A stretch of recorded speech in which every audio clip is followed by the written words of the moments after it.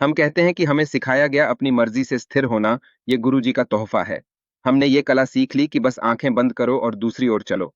फिर मैं कहता हूँ जब बाहर आओ या आंखें खोलो नहीं वहीं रहो, तुम पहले से ही स्थिर हो। ये जिसे हम क्रिएटिव विजुअलाइजेशन या कल्पना कहते हैं, जैसे खेल।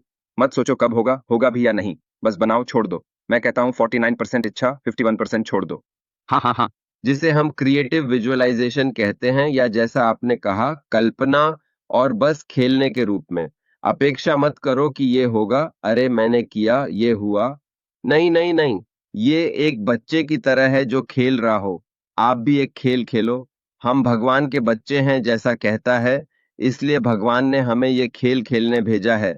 चलो खेलते हैं और जो चाहो बनाओ, कल्पना करो। बनाते रहो। और ये मत सोचो कि कब होगा, होगा भी या नहीं, कहाँ होगा। बस छोड़ दो तो बनाओ, छोड़ दो। मैं कहता हूँ 49% इच्छा, 51% इच्छा को छोड़ दो। हाँ क्या इस बारे में आप कुछ साझा करना चाहेंगे? हाँ, यह दिलचस्प है कि हमने पहले कभी बात नहीं की, फिर भी आपकी सोच और मेरे अनुभवों में गहरा मेल है। पश्चिमी दुनिया में कई लोग सोचते हैं कि शांति पाने के लिए मन को पूरी तरह बंद करना पड़ता है, लेकिन मैं कहता हूँ कि हम हमेशा ही उस स्थिरता में रहते हैं। बस समझना होता है कि इसे चेतना से कैसे इस्तेमाल करें। जब मैं अपने छात्रों को दिखाता हूँ कि स्थिरता में रहना कितना सरल है, तो वे विश्वास नहीं कर पाते। उन्हें लगता है कि इसके लिए कठोर अभ्यास चाहिए, जबकि ये सहज है।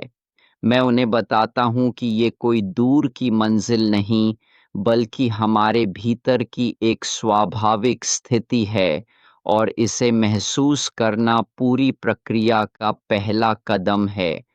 बहुत लंबी और चुनौतीपूर्ण प्रक्रिया होती है, और मैं उन्हें बस कहता हूँ, अपनी आंखें बंद करो। और फिर जैसे ही पलक झपकते ही मैं कहता हूँ, तुम अभी स्थिरता में हो। अब मैं तुम्हें दिखाता हूँ कि वहां तुम क्या कर सकते हो। ये एक खेल का मैदान है। यह वह जगह है जहां तुम्हें रचनात्मक होने का मौका मिलता है। तुमने पहले कुछ कहा था जो मुझे हमेशा स्थिरता की याद दिलाता है। मैं स्थिरता को उस जगह के रूप में देखता हूँ जहां सब कुछ होता है, उससे पहले कि कुछ भी अस्तित्व में आया हो। यही वह जगह है जहां अनंत संभावनाएं होती हैं, जो अभी इस हकीकत में प्रकट या साकार नहीं हुई हैं। और मैं उनसे पूछता हूँ, क्या या कौन है जो इन दोनों को जोड़ता है?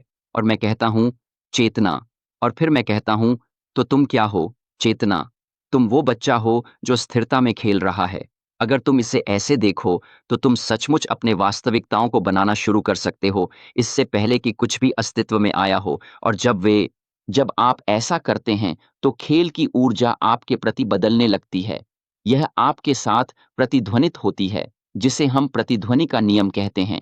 यह आपके साथ तालमेल बिठाएगी, और आपकी वास्तविकता जल्दी से बदलने लगेगी। लेकिन सबसे पहले मैं उन्हें बताता हूं, आपको पता होना चाहिए कि आप कौन हैं। आप सिर्फ एक शरीर नहीं हैं, आप उससे कहीं बड़े हैं। और फिर आपको यह समझना होगा कि आप हर पल, चाहे आपकी आंखें खुली हों या बंद, स्थिरता की अवस्था में होते हैं, और आप हमेशा ध्यान की स्थिति में रहते हैं।